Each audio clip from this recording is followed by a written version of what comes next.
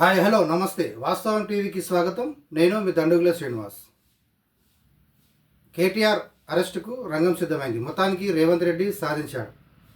ఢిల్లీ వరకు వెళ్ళి అరెస్టు కాకుండా బీజేపీ పెద్దల కాళ్ళు మొక్కి వచ్చాడు. అరెస్టుని ఆపుతున్నాడు, గవర్నర్ అనుమతి రాకుండా చూస్తున్నాడని పదే పదే ఆరోపించిన నేపథ్యంలో ఇక కేటీఆర్ అరెస్ట్ ఉండదేమో అని అంతా భావించిన తరుణంలో తాజాగా జరిగిన పరిణామాలు చూస్తే గవర్నర్ అనుమతి ఇచ్చేశాడు కేసుకు సంబంధించి. ఈ ఫార్ములా కార్ రేస్ విషయంలో 55 కోట్ల నిధుల గవర్నమెంట్ సొమ్ముని ఇతర కంపెనీకి, విదేశీ కంపెనీలకు తరలించాడు. కేటీఆర్ ఆదేశాల మేరకే అధికారులు పంపించారనే అభియోగం మీద దీనిపై గవర్నర్ అనుమతి కోరింది. కేటీఆర్ పైన ఏసీబీ విచారణ చేయించి అరెస్టు చేసేందుకు, కేసు పెట్టేందుకు. దానికి సంబంధించిన విషయంలో న్యాయపరమైన సలహాలు తీసుకునే జాప్యం కొంత గవర్నర్ నుంచి జరుగుతూ వస్తుంది.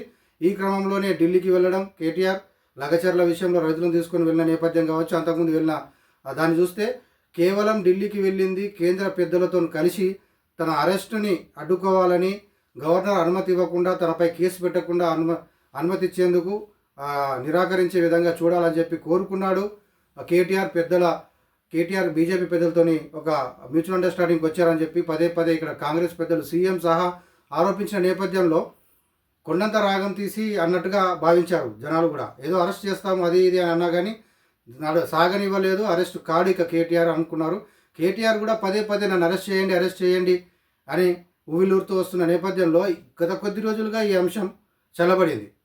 ఈ ఫార్ములా కార్ రేస్ అంశము, కేటీఆర్ అరెస్ట్ అంశము, అంతకు మించిన విషయాలు ఇంకా వేరే పెద్ద ప్రస్తావన రాకపోయినప్పటికీ కూడా తాజాగా గవర్నర్ నుంచి ఒక లేటెస్ట్గా పర్మిషన్ అయితే ఇస్తున్నట్టుగా ప్రభుత్వానికి లేఖ అందినట్టుగా సమాచారం ఉంది. అది ఈనాడులో కూడా ఈరోజు వార్త రాశారు. అయితే ఈ క్రమంలో రాష్ట్ర రాజకీయాల్లో మళ్ళీ కేటీఆర్ అరెస్ట్ అంశం అనేది ప్రస్తావనార్హం, చర్చకు ఒక డిస్కషన్కు తావిస్తూ ఉంది.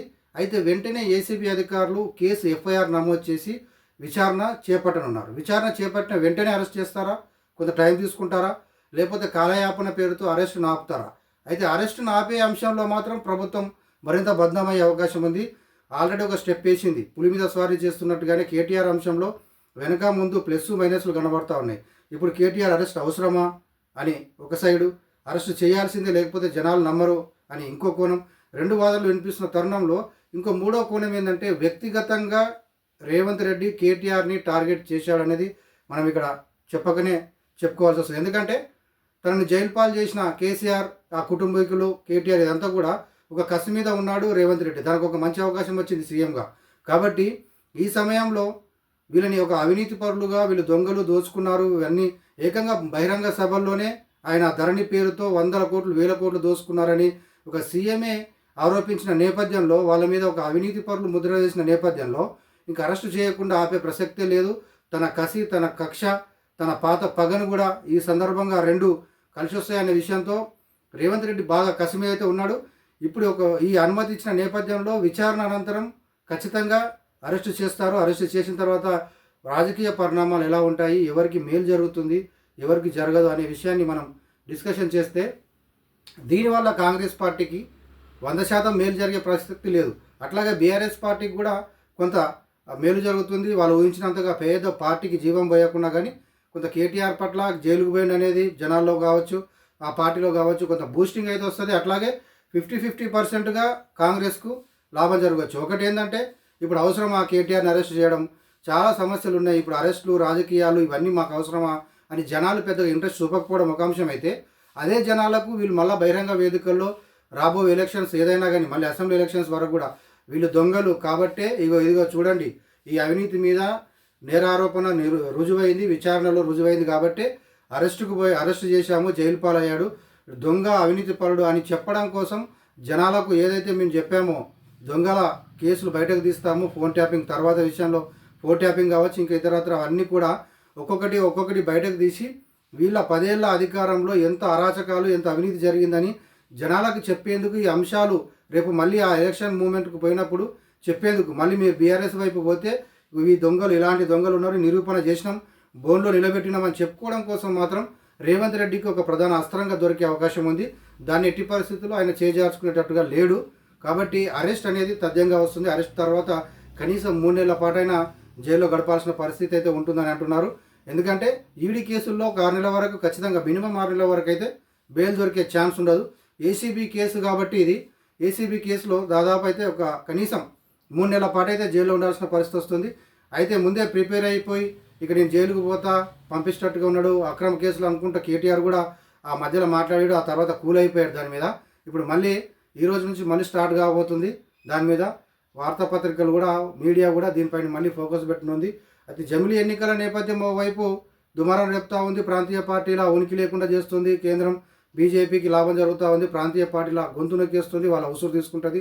జమిలీ ఎన్నికలు వద్దు అని జరుగుతున్న తరుణంలో బిల్లు అక్కడ కేబినెట్ బిల్లు ఆమోదం చేసిన తరుణంలో అయితే తొందరగా దాదాపు ఒక ఏడాదిన్నర ముందే ఎలక్షన్స్ వస్తాయనే ప్రచారం ఊపందుకున్నటి నుంచి అంటే 2028 డిసెంబర్ 9తో ఆ పదవి కాలపరిమితి ముగియనుండగా ఈ ప్రభుత్వానికి ఒకవేళ 2027 ఏప్రిల్లోనే చేస్తే కనుక ఏడాదిన్నర ముందే లాస్ అయిపోయి ఎలక్షన్కి పోతే కనుక పోయే అవకాశాలు ఉన్నాయి. కాబట్టి ఈ అరెస్టులు దీనివల్ల ఇంకా కొంత దీన్ని డైలమాలో పెట్టి బీఆర్ఎస్ని కొంత ఇరకాటంలో పెట్టి మళ్ళీ ఎలక్షన్స్ కూడా మనం ప్రిపేర్ అయిపోయి అప్పటి వరకు మరింత స్ట్రాంగ్ కావాలనే యోచనలో కూడా కాంగ్రెస్ పార్టీ ఉంది. దాంతోపాటు చాట తౌడు పోసి కుక్కల కొట్లాడబెట్టినట్టు కేటీఆర్ని అరెస్ట్ చేయడం మూలంగా ఆ పార్టీకి నష్టమా లాభమా పక్కన పెట్టేసి కాంగ్రెస్కు నష్టమా లాభం పక్కన పెట్టి ఈ రెండు కొట్లాడుకుంటే మాకే లాభం అనే రీతిలో మధ్యలో బీజేపీ కూడా వ్యవహరిస్తోంది.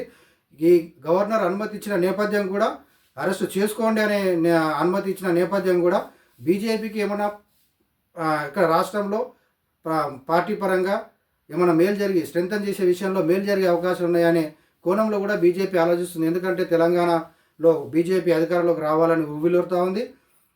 కొంత బలం కూడా రోజు చేసుకునేందుకు వాళ్ళంతా కసరత్తు చేస్తూ ఉన్నారు. రాష్ట్ర అధ్యక్షుని కూడా చేంజ్ చేస్తున్నారు.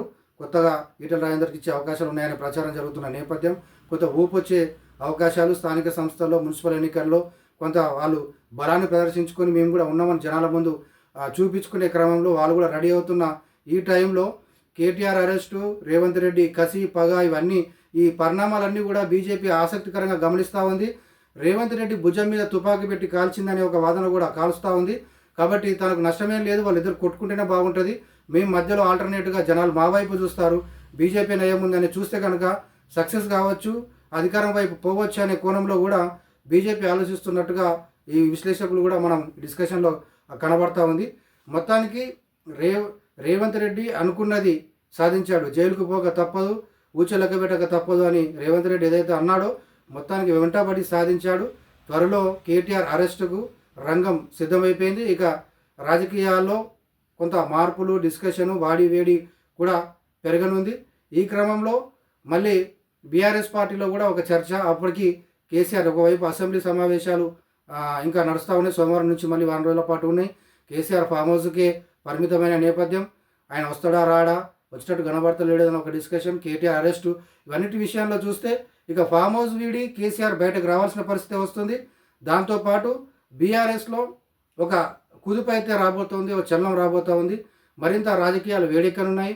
మరోవైపు ఒక హామీల అమలు ఇవన్నీ కూడా ఏడాది పూర్తయిన తర్వాత మెల్లమెల్లగా చేసుకుంటూ పోవాల్సిన సందర్భం వచ్చింది. కాబట్టి రేవంత్ రెడ్డి మీద కూడా ప్రతిపక్షాల దాడి మరింత పెరగనుంది.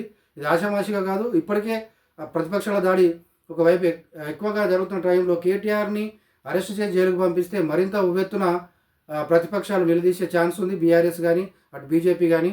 కాబట్టి వారన్నింటికీ సమాధానం చెప్పేందుకు కూడా కాంగ్రెస్ సర్కార్ సిద్ధం కావాల్సి ఉంది.